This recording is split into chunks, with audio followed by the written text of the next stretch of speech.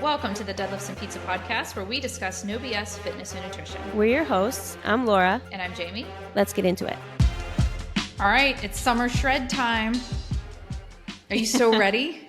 I am super ready. All right, we're going to talk today about the 5 super important components of effective fat loss so that we can get summer shredded. That just rolled off the tongue. I think we should come up with something better than that. 5 components of effective. It's too late. We're already recording. We can't come up with something better. Do you have something better? No. The 5 steps to your summer shredded body. Yes? Because who does? We're not good at being that way. We're not good at being whatever we're supposed to be for getting lots of attention quickly and lying out our asses. No. But we do have a really good podcast that we put a lot of thought into about and we're authentic and we're how very to get authentic. summer shredded. Yeah. Even the name of this called Summer Shred is not us. Like this is not like that in itself is like stupid. Like Yuck. none of us are really gonna get that. None of us are gonna get that shredded. Let's be real. You and I have done enough cycles of this, and I don't think we've ever gotten to the point where I would never have considered myself shredded. Yeah. No, I'm not even close. And we almost called it Beach Body Blueprint, right? But that was like, I don't know. I've got the first issue with that is Beach Body is like, I don't know. It's already a company. I guess not anymore. It's Body. Looks like Bodie. But, and then it's like, well, what is a beach body? I mean, I don't know. Like, can't you always have a beach body? I don't know. So anyway, fat loss, guys. We're talking about fat loss this time of the year, especially, working with clients over the years. This is around the time of the year that people really want to start slimming down. Almost no matter where they are in their fitness journey. This is the time of year where it gets warmer, clothes get smaller. We start to be more aware of how we're looking and feeling in our smaller clothes, and people want additional fat loss. The mistake that most people make is that around this time of the year, or maybe a little bit later, they go into panic mode and they go on these quick, like extreme diets, trying to lose a bunch of fat to feel better. And then they don't really feel better. And then as soon as the summer's over, they go right back to the all or nothing. So they go right back to all and kind of gain it all back, feel like crap. And then this time of year comes around again and it's panic mode again. Instead of actually planning out what your year is going to look like, knowing that this happens every single year, let's be a little smarter about it. Because the reality is, this is what we're going to get, something that we're going to get into in, I think the first topic that we're going to talk about is that it is not sustainable to live this way all year. You can't live in a fat loss phase or mindset all year. But that's one of the biggest mistakes people tend to make is that they think they're supposed to subconsciously. And so whenever they're not, they feel like they're failing. And then it's a whole cycle after that. So we're going to talk about the right way to do it, break it down exactly how to do it so that you can feel your best this summer and every summer from now on. So let's do it. Summer shred, baby. Component number 1, the calorie deficit. Duh. So not important. 5. So, that's not important. Not important. This is clearly the first one because this is the most important. This is the one that you can't expect to lose fat without being in a calorie deficit. Now, what a calorie deficit looks like can be different because the basic idea is thermodynamics, right? You can't lose weight or lose body fat without having your intake be less than what you're outputting, right? So we need to have a calorie deficit. How do we approach that? First and foremost, calorie deficits and fat loss phases need to be intentional, they need to be planned, and they need to be relatively short duration. So again, you can't sustain calorie deficits mentally or physically throughout the year. And that is why people continue to do this yo-yo, is because they subconsciously expect themselves to be able to. So instead, you have to plan out your entire year with a planned calorie deficit or fat loss phase. And then when you're not in that fat loss phase, you need to be intentionally eating closer to maintenance calories, building muscle, having energy, building strength, etc. And then when you do go into that fat loss phase, it'll be so much easier to stick to. You'll be so much more likely to be successful. And yeah, it'll just be better overall. and you'll be able to maintain muscle and look good and all that stuff. So first things first, it needs to be intentional and planned. And this is typically the time of the year when we definitely recommend doing it. I would say, what would you say? Usually once or twice a year max, depending on how long it is. For me, it's really only ever once a year, one actual major time of year. And throughout the year, there might be times where I just feel a little off or a little fluffy. And I do kind of like what people call them like a mini cut. Yeah. Where you just eat less for like a short period of time just to kind of get back to baseline and not feeling so bad. But it's not like intentionally trying to like, so it's usually only like once a year for me. And it's around this time, March, April, May timeframe. So really be picky and think about that. And remember that the goal isn't just to lose weight, it's to lose fat. We want to lose body fat. At all costs, we want to be able to maintain our muscle and not lose muscle. So you really want to avoid extreme dips in your calories, extreme diets, and super rapid weight loss, because rapid weight loss, you're more likely to lose muscle along with fat. So we want to avoid that as well. Want to make sure we maintain muscle. And not only that, but you lose momentum quickly when you expect yourself to eat like 800 calories. And we've all been there where you go like, okay, starting Monday or starting this month or whatever it is, I'm going to, eat only salads and no carbs, and you get really strict and really hungry. And then maybe even sometimes the weekends is like an all out binge fest because it was really hard to maintain it Monday through Friday.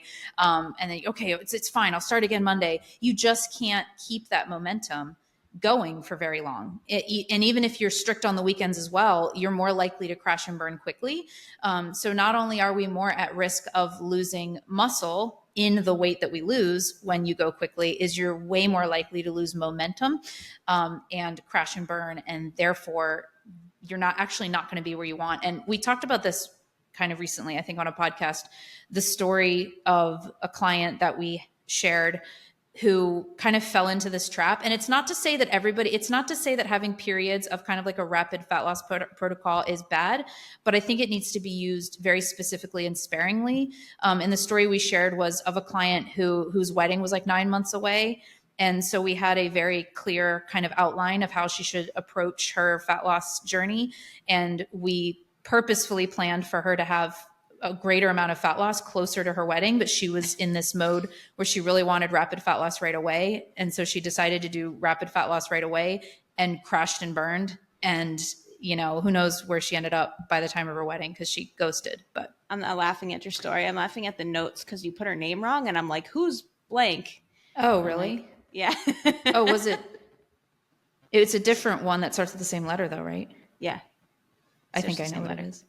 Yeah. You knew who I was talking about. That's kind of I knew who you were talking about once you started telling the story, but I was like, who's that? Yeah. Got it. I deleted it on my notes. I just deleted her name just now. So no. All right. Another piece about a calorie deficit that's really, really important is that a calorie deficit is best achieved through nutrition, not chasing cardio. And don't worry, we're going to talk about cardio. I put that in my notes as something I needed to say. Don't worry, we're going to talk about cardio. Don't worry, we'll get there. Hold it. We're going to talk about cardio. 100% of calorie deficit is best achieved through nutrition. And that's not to say that you can get more of a calorie burn through other things that you do. And we'll drop those in while we're talking. Like there are other ways to kind of increase the amount of calories you're burning kind of smartly and sneakily, but we don't want to necessarily chase that calorie burn through like exercise. It would be better to chase not a calorie burn, but a calorie deficit through nutrition. One reason is just because you can actually track it, right? It's actually really hard. And even the best trackers out there are notoriously awful at tracking how many calories we actually burn. So one reason is just that you really have no idea how many your watch might say you burn 400 calories and it could literally be like 50 calories or 100 calories, depending on your level of fitness, et cetera. So there's no way to really track it. So nutrition is best to pay attention to, but also just because our bodies adapt to calories burned. And we're going to talk about that later on too. But really important to make sure that you know that if you're chasing a calorie deficit, it should be done through nutrition. And one tip to make sure that you can, so obviously we have to lower calories. So to lower the calories that we're eating, I don't want to say the food that we're eating, you have to lower the calories that you're eating. And one of the best ways to lower calories that you're eating, aside just from tracking, so I highly recommend tracking when you're in a fat loss phase that you really take seriously and want to see progress. So using an app like MyFitnessPal, Chronometer, et cetera. but also making sure that you're eating a lot of high volume foods, right? So things that have a low calorie amount for a high volume of food. So fruits and vegetables. If you think of like a whole bowl of like chopped up romaine lettuce compared to like a quarter cup of nuts is going to have almost the same amount of calories, if not more, than like a giant mixing bowl full of like lettuce, right? Does that mean I want you eating lettuce all day and never eat nuts? No, that's not the point of it. But the point is to eat as many of those high volume foods as possible and avoid try to avoid eating a lot of high calorie dense foods like fast foods and packaged foods and things like that. Do you have anything to add to that? I don't think so. You guys, I'm amazed by Jamie's brain and how fast she processes everything and how she just went through all of that. And I'm over here like I'm slow as hell. Like my brain just like too much information all at once. No, I have nothing to add. Very slowly transition to. Let's transition to Laura, who's like, just it's like a good, see, I can't even think of words. I don't know what I was going to say. It'd be a good rhythm while you're processing the speed at which Jamie I talked. Said. Yeah, for her, you probably have to rewind and be like, what'd she say? And then for me, you're like, get to it. All right. Okay. I was just telling Laura, though, is I don't think that I talk fast. I think that you process slow. Spit out my mouth. I just spit out my mouth. I'm also apparently disgusting. I don't know. I don't normally do that. I don't know what that was about. Get serious. Summer shred, component number 2. Sorry, this is a very serious podcast. This is important. People care about this.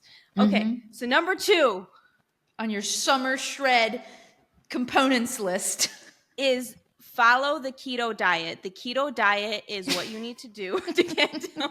Sorry. Speaking of that calorie deficit, you know how it's achieved?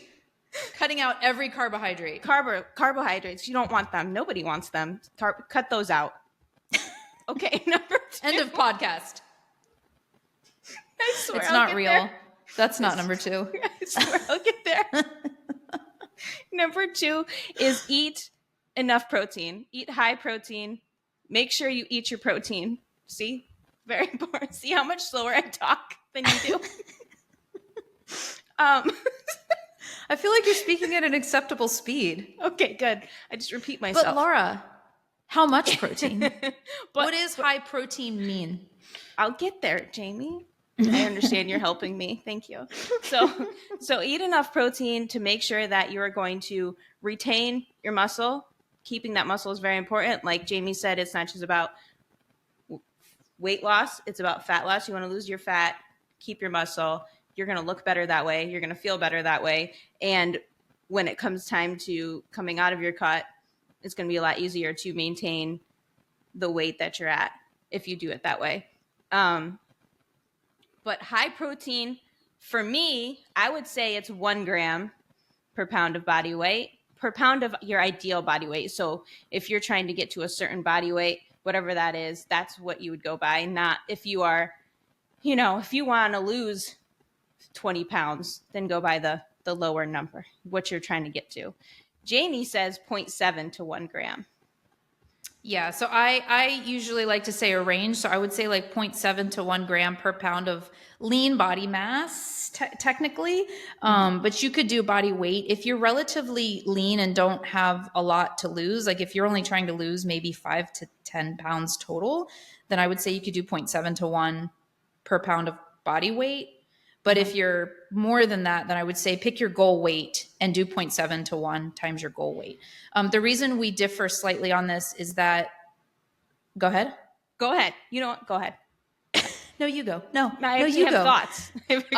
Hold on to the thoughts. Don't let them go. Okay. Because 0.7 to 1 would be a range. So I would like to give like a general range. Like 0.7 should be the lowest and 1 should be the highest. And you can hit anywhere within that range and be successful. But Laura's reason for making sure it's 1. I would say 1 because if you're really trying to get that body that you want, higher protein is going to make a difference. Huge difference. And I know it's hard. It's one of those things where, you could get away with being at 0.7, but if you really want to optimize it, I would say get closer to 1. So if you're really trying to get failing up. Yeah. Also, aiming for the higher number means you will fail up. So if you aim for 1, you might actually get 0.7, because a lot of people don't always hit the goals that they're trying to hit. But yeah, I would say it's important to aim for a higher protein to make sure you actually, retain your muscle. I was just listening to a podcast today, actually, and they were talking about a study, 2 different studies, actually. One where they had one group eat the recommended daily amount of protein. The RDA is like 0.4. It's very low. Really it was like low. 0.3 something per pound of body weight. It's very low. And then by the way, the RDA is to keep you basically enough for only your organs to be able to turn over at what they already are, not to actually gain muscle or optime. No, that just is okay, nothing's going, it's the minimum amount that you would need, that everything in your body is going to function. So nothing bad will happen. Yeah. That's not what we're trying. We're not trying to survive. We're trying to thrive. Yeah. You won't have a deficit, basically. And then the other group, they could high protein, which I think was 0.7 grams. So what Jamie's number is 0.7 grams per pound of body weight. And then they had, and I don't know if this was based on their actual body weight because they were overweight, or if it was based on lean body mass. And they had both groups go into a calorie deficit, the same amount. It was 500 calorie deficit. And the group that ate more protein, this neither one of them resistance trained, and the group that ate more protein retained more muscle and lost more fat and lost more weight, even though they were eating the same amount of calories. So that's how important protein is. There was another study that was very similar, but they were resistance training, and it was even a bigger number.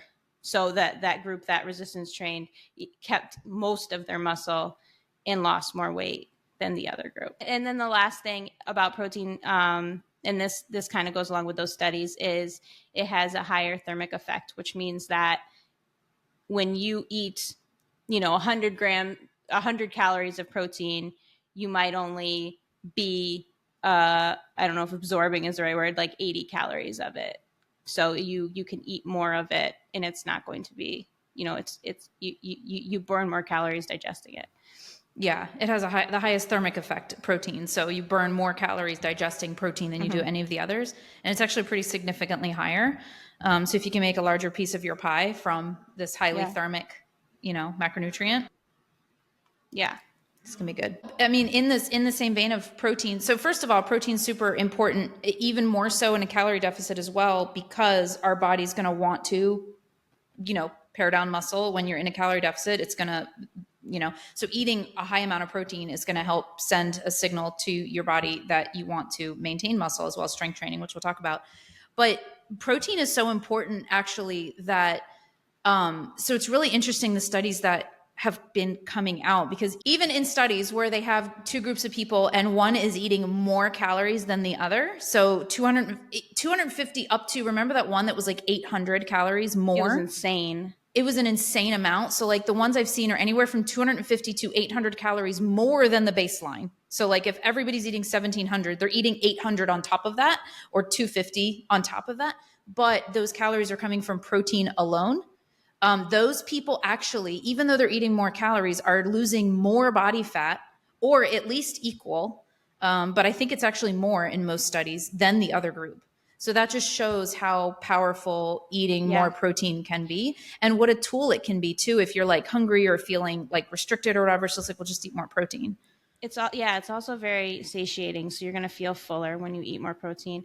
And it seems to have some kind of fat loss effect that I don't know if they've really studied enough of why, but it seems to be, it actually helps you lose fat when you eat more protein. Yeah, it's we do know, we know about the higher thermic effect. We know about muscle protein synthesis and stuff like that, but it seems that it's more than what logically makes sense, right? There's more to it that we don't fully know.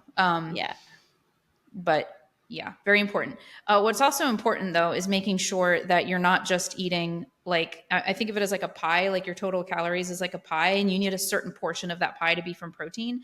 But what I don't want people to do is keep, so let's say you're eating like 1,500 calories and you're eating like a certain portion of that is from protein, massively increasing that pie to be like a way higher number of protein within the calories you're already eating, because then we're cutting away from the nutrients we're getting from high fiber carbs and fats, because you need those. And that's where the majority of like a lot of your other micronutrients come in, and fiber, and you need those. So that's where I say, like, you don't necessarily want to eat too much protein within the calories you're already eating. I don't recommend that, because I think the other nutrients are really important, but you can go above your calories in like protein alone and still have good results. Yeah, I feel like it's really hard. So I was, that's so funny that you brought that up, because I was just thinking about my pie, what my pie generally looks like, right? And generally my pie is, what made me think of this was the carb talk when we were talking about carbs and the keto diet, and how some people do better with lower carbs and higher carbs. And I'm thinking, like, I don't actually eat a ton of carbs. I eat a probably like the perfect amount. And how I feel the best is when about 40% of my calories come from carbs, 25 to 30 comes from protein, and around 30 comes from fat. And that's generally what mine looks like, but that's not what everyone's going to look like. And it's hard to get more protein than that. So if I'm eating 2,000 calories, 30% of that would be 150 grams. You know, that's a lot. Yeah, and so that is that's a lot. more than 1 gram per pound of body weight. So, which I actually generally do, not 150, it's more like 140. So more like 28% when I'm at maintenance. But it would be really hard for people to eat like too much protein, I think, when it comes to that. Because it's really not that delicious either. No. To eat pure protein. No. Like anything that's pure protein without fat, like you think chicken breast and like plain Tuna Greek fish. yogurt. Oh Yeah. Yeah, tuna fish with nothing added. Like, it's awful, actually. So Yeah. it's really hard mentally. It comes along with other things usually. Yeah, so it's hard to do that. Yeah, and then it becomes, the more protein you have of that pie, like the more percentage you have, it becomes more important to make sure that the carbs and fats are coming from like whole food sources. Because if the carbs and fats are coming from like Oreos and chips, then you're definitely not getting the micronutrients and fiber you need. That should have been a tip in the calorie deficit too. Whole foods, because you're going to feel more full, and they also seem to have a higher thermic effect. You can seem to eat more, able to eat more whole foods. Anyway. Yeah, definitely. Well, that goes in the high volume. We mentioned high volume, but yeah, whole foods, like as much as humanly possible, like include very minimal. You can have the fun things and plan them in, like that's important for mental health and all that stuff and for sustainability. But it really needs to be relatively minimal. You really need to crowd out your diet with as many whole foods as possible in order to feel full and satisfied in a calorie get the deficit. Nutrients you need. Yeah, because otherwise you would be hungry all of the time and not very, you would be malnourished. I was looking for the word. I was like, not nutrition. There's a word for that. Malnutrition. Malnutrition. All right. The next component, number 3, is strength training. Strength training is really important. Another huge mistake that a lot of people make, especially women, I feel like women make this mistake way more than men, is, I'm not going to be able to build muscle or build strength anyway. And strength training doesn't actually burn that many calories. So I'm just going to like do a lot more cardio, and I'm not going to strength train right now, or I'm not going to like prioritize strength training. And that is like one of the worst things you can do, mainly because, like I said before, your body is going to want to start paring down muscle if you're in a calorie deficit, if you're not eating enough. And it will get rid of fat too, but you don't want to get rid of your muscle, right? And one of the best, actually, I would say the best way, eating enough protein would probably be secondary, but the best way to signal to your body that you want to maintain your muscle is by strength training. And you need to strength train relatively intensely. Now, you might notice that you don't have the same energy or the same strength when you're eating in a calorie deficit, and that's fine, but you still have to go into your workouts lifting as if you're trying to build and get stronger. Like, even if you're going to continue to strength train, don't just switch to like 5-pound dumbbells and lots of reps and be like, I'm still strength training. Like, no, we still need to lift heavy. Your program actually shouldn't change much. Actually, we do have a tip for how you could change your programming, but that's in more of an advanced method that we may or may not get to. Stay tuned.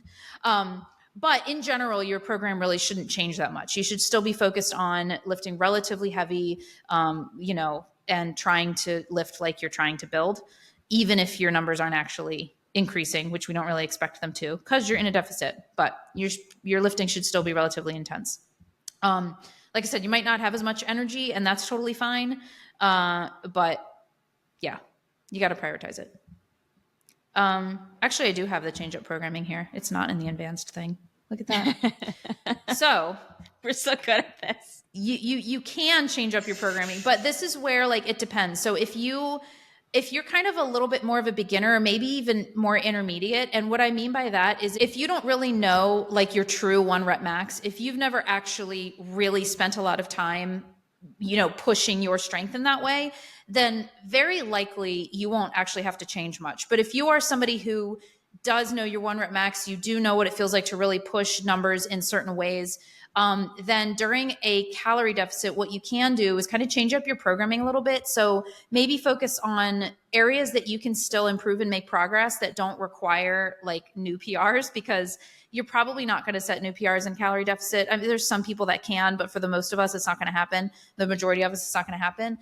So what I like to do is I like to focus on like skills or different movement patterns. Like right now I'm doing like cleans and overhead squats because I can't load those up as much because I don't know how to do them as well. So I'm working on building those skills. So the weight is naturally going to be lighter, but I can still see progress. And I know, Laura, you do some other things as well, like power. Yeah, I was doing like power stuff. Now I'm focusing on like things like dead hangs and pull-ups and things I don't normally focus on, and yeah, stuff that I don't normally focus on that I can still see improvements happening, so I don't get discouraged. And it's a little less taxing on me because I don't have to lift so much weight. Like if I deadlift, it's So you still should be deadlifting and squatting and overhead pressing, but maybe not in like a 1 to 3 rep range, right? Like we're going to not focus so much on getting those numbers really super high. Yeah. And then the other thing kind of that goes in with strength training is just the general idea that exercise should always be, and especially like in a calorie deficit, but it should always be to get better, faster, or stronger, not to chase a calorie burn. So starting to view those in different lanes. So exercise, of course, helps us burn calories, but if you chase a calorie burn, then you're going to be chasing all the wrong things and you're going to stay stuck in that cycle. So if you make sure that you're exercising to get better, faster, stronger, and not chasing a calorie burn, you are going to notice that you fall in love with exercise a little bit more, and you're going to notice a lot more results because you get them better, especially with a calorie deficit when you do it through your nutrition alone. Which brings us to cardio. Cardio.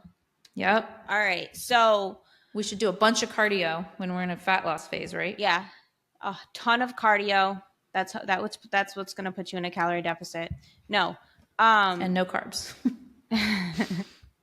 and tons of cardio, no carbs.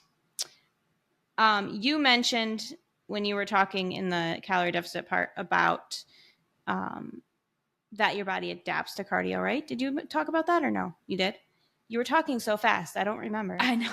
I think I brushed over it, but I didn't really talk about it. Okay. So cardio, like our bodies get used to doing cardio, and the more you do cardio, the better you're going to get at it and the more efficient you're going to get at it, which means you're going to burn less calories doing it, which is actually a good thing because that means your body is improving and adapting, but it's not great when it comes to burning calories, right? So that's one of the reasons why cardio isn't the best to do at the beginning, I would say, of a fat loss phase. But if you want to add it at the end, it can actually be a good idea, especially if you're not used to doing cardio a lot. If you do it at the end, you haven't adapted to it yet. So maybe like the last 4 weeks of a fat loss phase, you might want to add in some cardio just to get a little bit of that extra calorie burn when you are starting to adapt to your calorie deficit, because that will happen too. So as you lower your calories, your metabolism is going to adapt to those calories, and it's not going to be as big of a deficit as time goes on, even though your calories are at the same level. So adding in some cardio can help with that. So generally, I wouldn't say do cardio to burn calories, but in this instance, it can be helpful for that. Just know that it's not a ton. It's not going to be like a ton of calories in a cardio session. Depends on you and your fitness level, what that's going to be. So I can't even give you a number, but yeah, I mean, if you're eating like 1,500 calories a day and your body kind of starts to adapt and your results start to slow, doing a little extra cardio might add like 100 to that deficit yeah, on the days you do cardio. yeah, Like it's going to be a small amount, but it's actually going to be a little bit easier, in my opinion, to do like a low intensity 30 minutes to 45 minute, not maybe like medium intensity cardio, to get that 100 calories. It's actually, if you're already eating low calories, lowering them additional 100 might actually be hard. harder. So that's where, a calorie deficit is best achieved through nutrition, but some cardio can be used kind of cleverly, at the end there, like you said, when you start to kind of adapt. Yeah. So you can either do steady state, which I would recommend if you're going to do this multiple days. If you're going to try to add in extra calories burned every day, then steady state is going to be better because it's not going to be as stressful on you. Or you can do HIIT, or you can do a mixture of both. But if you do HIIT, I would only do that one day, maybe two, but you're already in a calorie deficit. This is going to be at the end. So it's probably going to be really stressful on you and might be a little bit harder for you to add in too much HIIT. So I would say steady state would be the better thing to do. But if you enjoy HIIT, you can add that in. Yeah, and if you're already doing it, like I'm already doing it as part of my program anyway, so I don't even know where I would add in anything extra. Yeah, you would just have to add in more. Which I'm not going to do. So that's fine. And then think about your steps too in your activity. Try to get 8 to 12,000 steps throughout the cut. Another thing you can do, and I actually do this the same way as you would with the cardio, is when I start a cut, my steps are usually just 8,000, where they normally are, 8,000. And then as the cut goes on, I add more steps in. So by the end of my cut, I'm at 12,000 because for the same reason, because my calories are, my metabolism is adapting. So I'm not burning as many calories. And I add that in to do that without being like stressed out, because it doesn't really stress out my body the same way as an actual cardio workout would. So that's another great way to do it. It just takes a lot longer to, burn those calories. Yeah, but keeping your movement and like your activity level, like in that non-stressful way, generally higher is going to be a great way to just kind of make sure that your output is relatively high. Because it will actually make a difference that over time. So keeping your steps up there, I think, is important. Yeah. Yeah. That's all I have. You said something about, I don't know, I think you read a study where it was like 15 minutes. It was like it was a post I saw by Bill Campbell, who's a researcher. You can like pretty much trust everything that he posts if you want to follow Bill Campbell. But he posted something that was like, he likes to do these quizzes where it's like he posts a picture and you have to guess what the answer is. And he was like, the EPOC, which is exercise post oxygen comes. It's basically the calorie burn, the elevated calorie burn after you work out is EPOC. Strength training has great EPOC. Your metabolism stays elevated for a very long time after a strength training session, even if you don't burn a lot of calories during it. Whereas with cardiovascular, it tends to you might burn calories more during cardio, but your EPOC goes down very quickly after. And so this question was, what was the EPOC or like extended calorie burn after running a mile? And I think the options were like 15 minutes, like an hour, like half a day, and then like 24 hours. And the answer was 15 minutes. So like the post calorie burn, how high your metabolism stayed elevated after running for a mile was only 15 minutes. And it just dropped right back to baseline after that.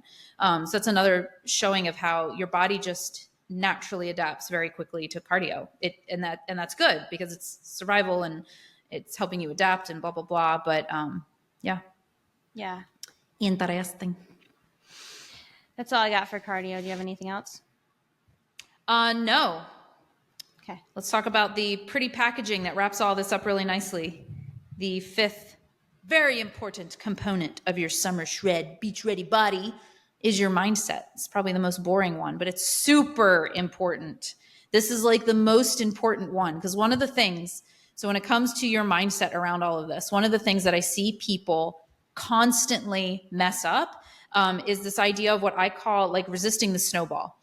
And so the snowball effect is the basic idea of, when you're like forming a snowball and this doesn't happen in real life, so I don't know why this happens in cartoons, but when you push the snowball down the hill, it gets bigger and bigger and bigger, and then it crushes everything in its path.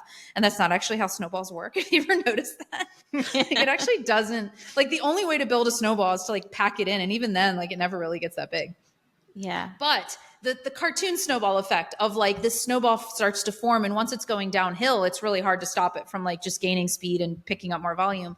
And so this is the idea that like when we mess up once, it's like starting to build that snowball. If we miss a meal, or if we eat too much, or if we miss a workout, or something in our plan goes awry, we start to mentally tell ourselves like, oh, this is me failing. I suck. Like, this isn't work. I'm going to gain fat now, which actually isn't true. And that snowball starts to build. And it's really only you doing it. You're the one down there building the snowball. It doesn't happen on its own. So I'm always talking to clients about, you have to resist when you see that snowball starting to form. You have to get in front of it before it starts going down the hill and picking up speed, which is really just you like self-sabotage, right?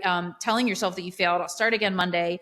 If I missed my workout, so I might as well eat like crap today. Or, I ate like crap today, so I might as well miss my workout tomorrow. We all know it. We've all been there. You have to resist that. You have to stop viewing things so black and white, because not only is it not actually scientifically true, like if you do, even during a calorie deficit, have a day where you massively go over your calories, if you get right back to your plan, it literally won't impact you. It has the possibility of maybe like erasing or minimizing the deficit you created throughout the week, in which case you just wouldn't make additional progress that week. You wouldn't gain fat. You just would slow on the progress. But actually, if you've been maintaining a calorie deficit and doing all the things you're supposed to do pretty consistently, it can actually have the effect of kind of giving your metabolism this boost, which can be actually really helpful during a dieting phase. And that's why people tend to include diet breaks and refeed days and things you've probably heard about. It's kind of like an intentional way to do that. So scientifically, it's literally not going to mess you up unless you let it, unless you start missing multiple times and beating yourself up and telling yourself you're a failure. So you basically have to resist that mindset and that like feedback loop in your head, right? Another huge one when it comes to like, it kind of falls into mindset, is pre-planning. So another huge mistake that people make is they expect themselves to do well every day by just winging it when they don't actually have any experience or time building the proper habits and things to be able to wing it. So there are people that can wing it throughout the day, but usually you have a lot of experience managing your nutrition and doing this, and then you have the knowledge to be able to wing it. But a lot of people go in every day winging it and then constantly failing, or you're relying on willpower. And we all know that our willpower throughout the day is like practically non-existent by the end of the day.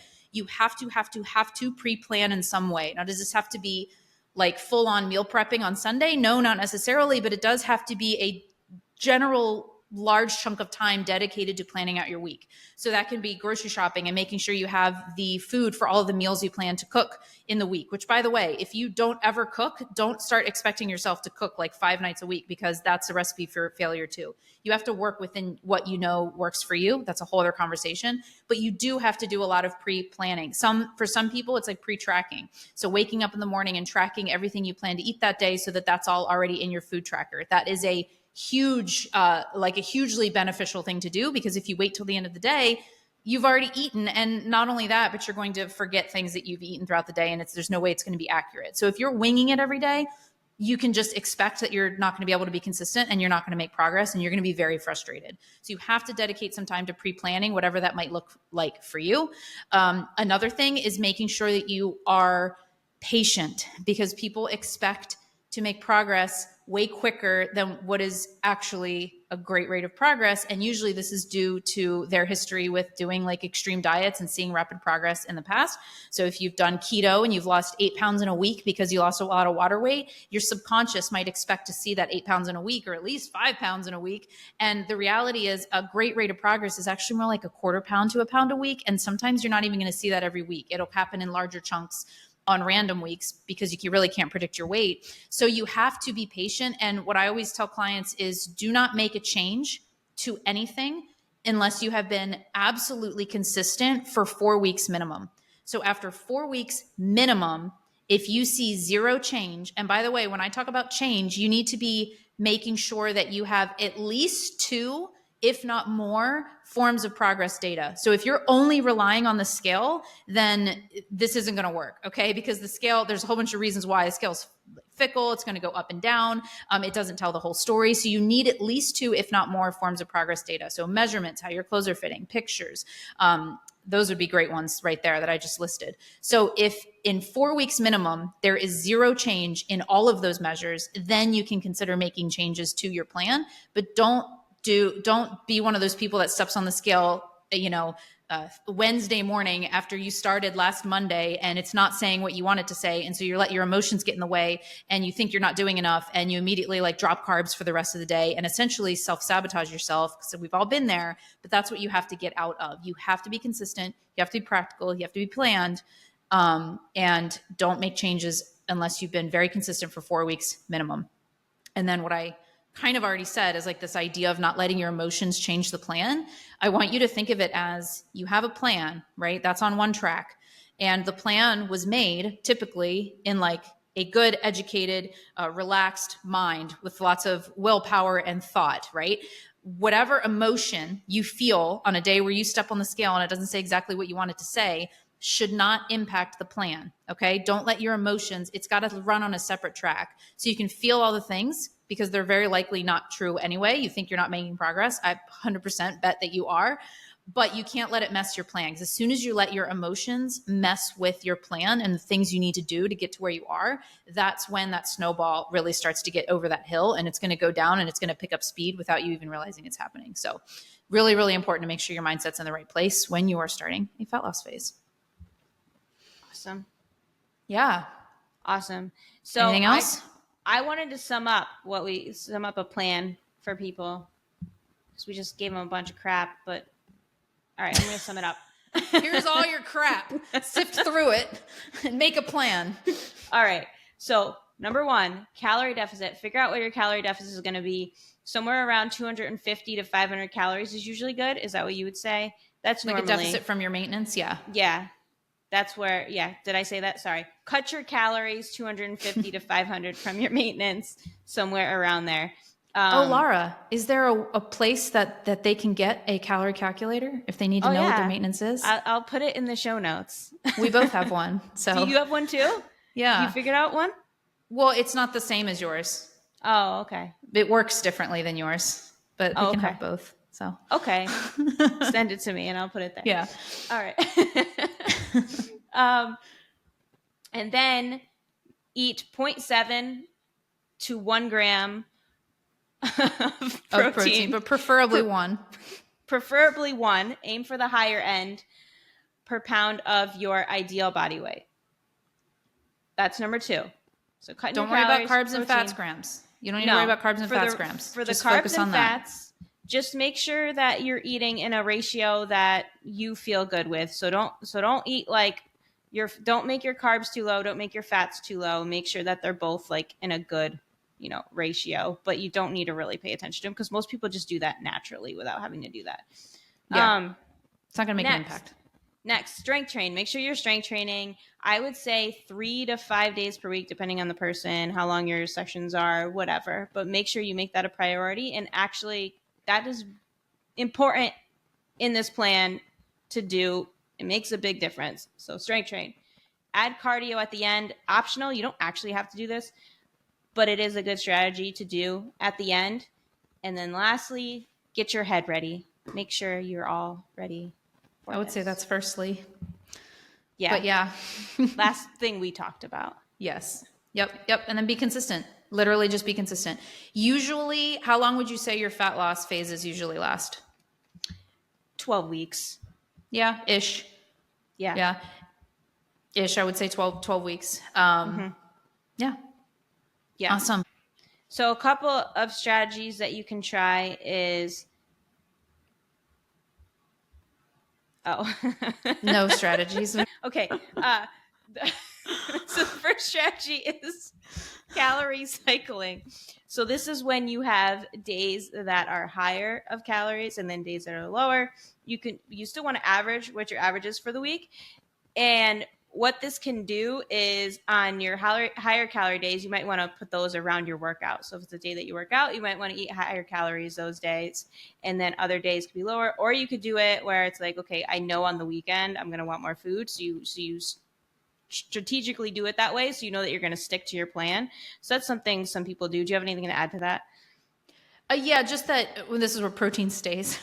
Protein really needs to stay the same. So when you're calorie cycling, the idea is that your body actually doesn't work in terms of like calorie usage. It doesn't work in like a 24-hour clock. And really, as long as your total weekly calories, so let's just for ease of math, let's say you're going to eat 1,000 calories a day. So at the end of the week, it's 7,000 calories. As long as you have that 7,000 calories, it doesn't really matter how you fluctuate them. And so there's lots of ways that you could do that, right? But your protein, whatever you work out your protein to be, let's say it's 100. And by the way, 1,000 calories is way too low. I just did that for math. It should definitely be more than that. But whatever your protein is, let's say it's like 120 grams a day. That really needs to stay the same because the muscle protein synthesis and the way your body uses the protein is different than the way it uses calories. So the calorie cycling should come from carbs and fats alone. So keep your protein high.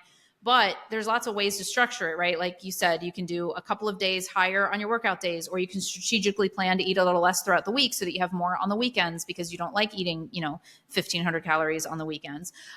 You could also do it. So the way I like to do it right now, what I'm doing currently is I have a flexible approach. So I know that 4 days out of the week, I'm going to eat 1,700 calories and 3 days I'm going to eat 15, or a reverse. I might do 4 days at 15 and 3 days at 17, but I don't pre-plan when those will be. I go based on how I'll feel, because some days I think I'll want 1,700 on a Saturday, but the Saturday is actually pretty bland and I don't actually really need them. Or like a random Wednesday, I'll be like ravenously starving and I'll really want those. So I like to just kind of know they're there. And then if I don't use them throughout the week, I have them on the weekend. Like, okay, now I have my 3 days of higher calories, but knowing I can use them throughout the week too, that kind of helps work for my mind a little bit better. Having that flexibility. That works for me too, because if I pre-plan it, there might be a day where I'm like, well, I don't really need to eat this extra today. I don't really feel like it. And then another day I'm like, I'm good, insanely hungry.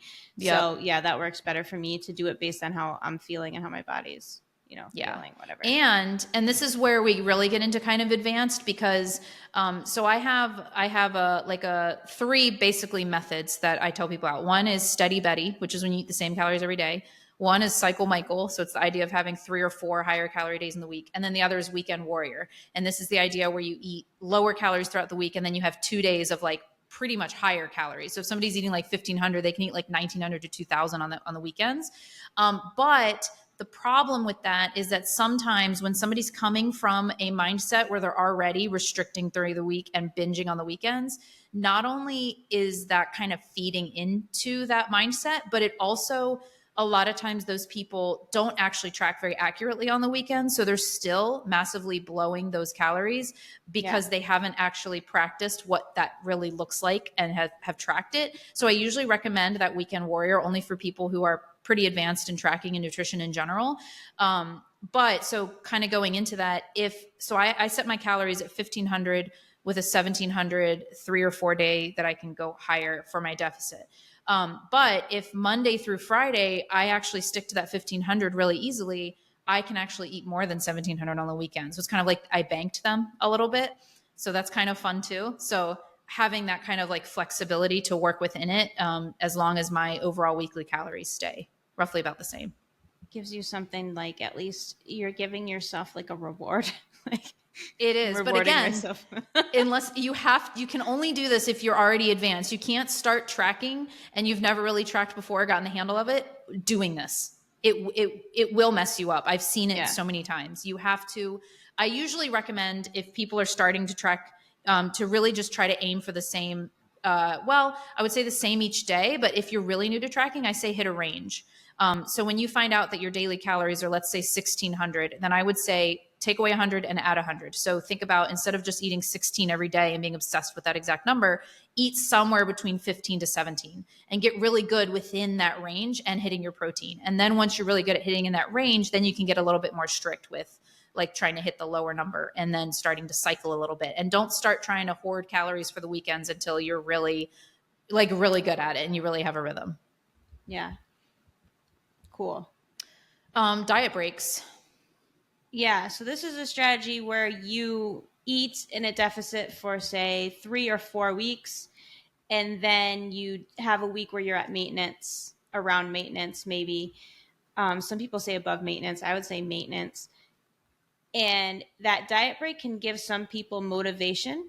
It gives them that because they know that they don't have to, sometimes when you do something for a long time and it feels like eternity, it is nice to have a little break in there. Um, and it also can give your metabolism a little boost. I find that this doesn't work very well for me because it messes me up. Anytime I do a break, I don't want to go back. Yeah. I don't want to go back into my deficit. So it depends on the person, but this can be, a lot of people find that this works really well. So eating like 3 or 4 weeks in a deficit, then a week at maintenance, or it might not even be a week. It could just be a couple of days of like a couple of refeed days. Yeah, and it works. It can work mentally, like you said. Like if you know you only have to do something for 3 weeks instead of thinking you have to do it for 12, it's a lot easier to manage, and sometimes people are a lot more successful. And then you can like relax a little bit. It doesn't work for me either unless it's planned around traveling. So if I'm like, okay, well, I'm just going to do it for 3 weeks. And then when we go on this trip or this long weekend, I'm not going to worry about it. And then as soon as we get back, I'll get right back on track. I love it for that. I love knowing that I have that option because I know I can still make progress as long as I don't go all out crazy like when I'm gone, but I can be a little bit more loose. But I also find, and I find this actually with most people as well, that once you get in the rhythm of a deficit, like once your mind adapts, you get used to the habit of tracking and the meals that work for you, and your body kind of adapts to the amount of calories and you're not so hungry and feeling restricted all the time. Like, I just want to ride that out as long as I can. Right. And it's like, if I take a diet break, like you said, like I'm not going to want to, it's a lot harder to get back into it. It's similar to like, okay, I've been really consistent with my workouts, and then there's a week where you fall off. Sometimes people have the hardest time going back into it. Anytime you take a break of something when you were like in the groove and doing really well. So I would really, if you feel like you feel like you need that break, maybe you're already feeling like you're going to fall off or something like that, then it could be beneficial to add in.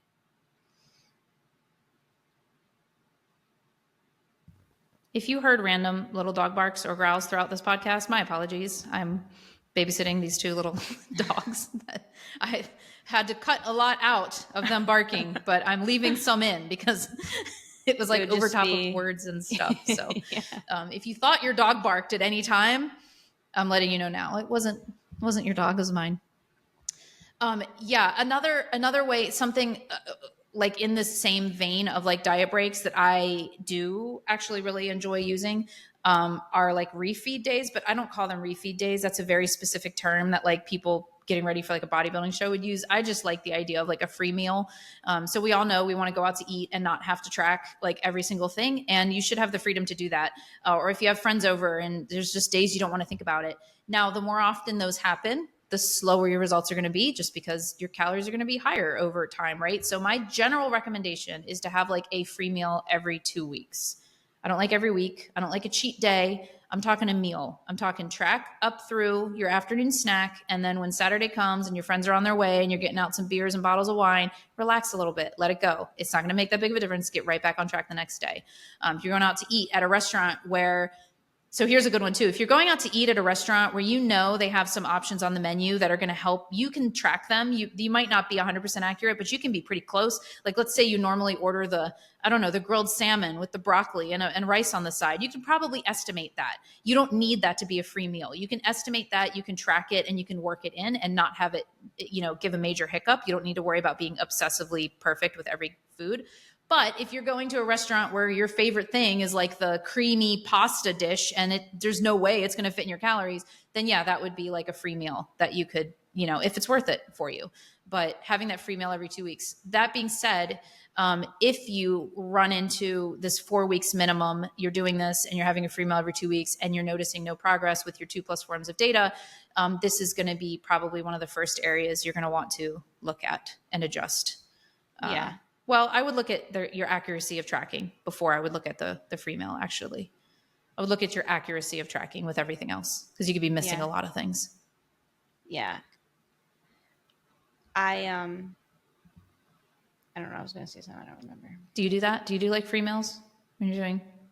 deficit? No, I don't do free meals, but I do have certain days where I know something is going to be okay. I don't know. I'm going to somebody's house. I don't know, and I just use that day as like, okay, this day I'm not in my cut. I might eat a little less before I go or something, so that I'm not one of those people that's gonna eat like 3,000 calories that day. I'll probably just Right. eat 2,000. I'll probably be at maintenance, but I know it's not going to be a cut day, and all I know, and it doesn't really mess with my progress because I just get right back in it the next day, and it actually might help a little bit, giving me that little boost, right? My metabolism, that little boost. So I do have days like that, and I don't worry about them. Like, so if you have days like that every once in a while, don't worry about it. Yeah. Don't let It it also mess everything up. depends.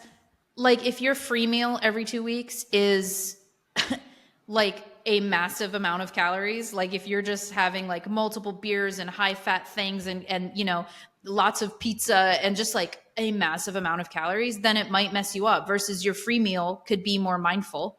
If your free meal is just more mindful, like sure, have a beer, have a glass of wine, have a slice of pizza, but still have that big salad, you could minimize the impact just by being a little bit more aware. And I think that that's a lot of people's problem with, especially very restrictive diets, is they're like, oh, I can go all out now. No, you can't go all out. Yep. You can It's not. just eat a little bit more than you normally do. Yeah. Don't go crazy with it. Yeah. Yeah. And another tip that I just thought of that goes in with this is you do have to be consistent, but you also have to be a little bit flexible. So if you're somebody that really enjoys having certain like processed foods that you really enjoy, or you like to drink alcohol, or you love to eat pizza, you can't completely cut those things out. But something that you also probably shouldn't do is like reserve all of those things only for the weekends.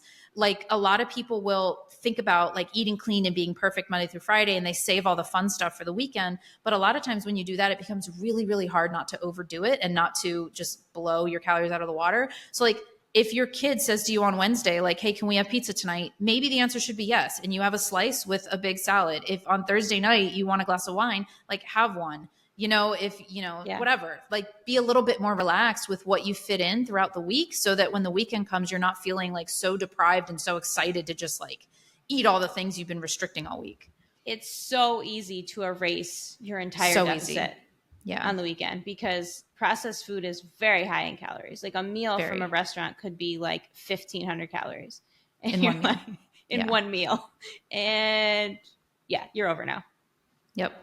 That's just one meal. And then you have all your other meals that you ate that day. So. And if it's things, I would say like when this free meal thing, like every 2 weeks would be, I would say like the minimum, and you have to be mindful still. But if it's something that's easy to track, I wouldn't use it for this. So even if you're like a McDonald's junkie and you just love to go to McDonald's, like their calorie count is on their website. Like you can track it actually very easily. And sure, you might realize that if you get the Big Mac and the giant soda and the large fries, like you probably shouldn't eat that anyway, just because of how many calories is in it and how much it's going to take from it. So like try to figure out ways that you can still enjoy McDonald's and maybe get the junior burger and like a small fries, or maybe just like a small fries and a Diet Coke, and still have those things, and maybe just like include them into your week so you don't feel so restricted or need to get like the Big Mac and the Coke, right? So you got to be picky with things. I still eat my pizza. You do. Do you track it? Yep. You just use a general entry, like a general pizza entry? Yeah, I find one that's really high in calories. And I use that overestimate. One. Yeah. And I usually fit it in. I don't use it as like a free meal, whatever. Yeah. I fit it in my calories a day. Yeah. The only time that I use a free meal is usually because when you think of something like you're ordering pizza with your family, you still have the mental capacity and willpower to sit and like find an entry and like try to fit it in. The only times I really use like a free meal is like if my husband and I are gonna have a date where I really want to drink a little like alcohol, like I want to have a couple beers, like that's where all right, or we're getting like a fried food, like Japanese food, like katsu or something. I might like, all right. I use it when I'm lazy and I'm like, I don't want to figure this out. I'm just over my calories today, and I'm just gonna know that. Or for me, a big one, because even then I might sometimes track, but a big one for me where I just can't is like social events. Like if we're having people over, we're going to somebody's house and there's guac and chips and drinks, and it's impossible. there's no, unless you don't eat those things and you only eat the meal that you're served and then you try to track it and you have like one glass of wine. Other than that, I'm like, and then my mind is on food the whole time I'm with like friends and family and I don't want it to be. So that's where the more social events you have, the harder it is to do this. Because if you're, doing this kind of thing Friday and Saturday night every week, you're going to have to figure something out. You got to get really picky and it's going to get really hard. I've had clients like that, and that was their biggest downfall. It's like on the weekend or whatever, they were always doing something, and it would screw them all up. Yep, it totally screws you up. What I can say that I have periods of my life where we were very social, and others where we're not as. Like we're in a not as right now. We don't have as many like close friends here, but I've had periods in my life where it was literally every Friday and Saturday night we were either having people over or going to people's house, and I was tracking. And so what I normally do, what I would do, again, advanced strategy is I would pretty much restrict a lot throughout that day. Like very little eating, only protein and like vegetables and like no oils and really just trying to save up a lot of calories. So that was one strategy I would do. Sometimes I would track. A lot of times I would get there and scan first. Like, okay, so if I was hosting, I could know what I would do. All right, I'm going to have this, and I would track like, all right, this has guacamole. I'm going to have this many trips. I'm going to have this like many glasses of wine. And like, that's just what I'm going to do. And I would stick to it. But if I get to their house, I would scan. I would say, is it worth it or not? And as soon as I would see what they were offering, I'd be like, oh my God, this is so worth it. F it. Or, oh my God, this blows. This is like the worst meal ever. I'm going to try to track this. And I'm going to go to the bathroom real quick and take 5 extra minutes to like put some things in my MyFitnessPal or whatever. So getting picky about it for sure. Yeah, that makes sense. Cool. Good pod. Yeah. Summer shred. Let's do it. Let's do it. Get shredded. Get shredded. Let's get shredded. Did that sound like one of those big guys? No. Okay. Cool. All right. If you liked it, if you have any questions, comment below, right? Comment below, like, subscribe, all the things. We'd really appreciate it. Calorie calculators are linked in the show notes, right? Sure. Yep. Yeah. It will be. Cool. And maybe even the free programs that we have as well. Okay. Link it all. I'll link all of it. Cool. All right. See you next week. Bye.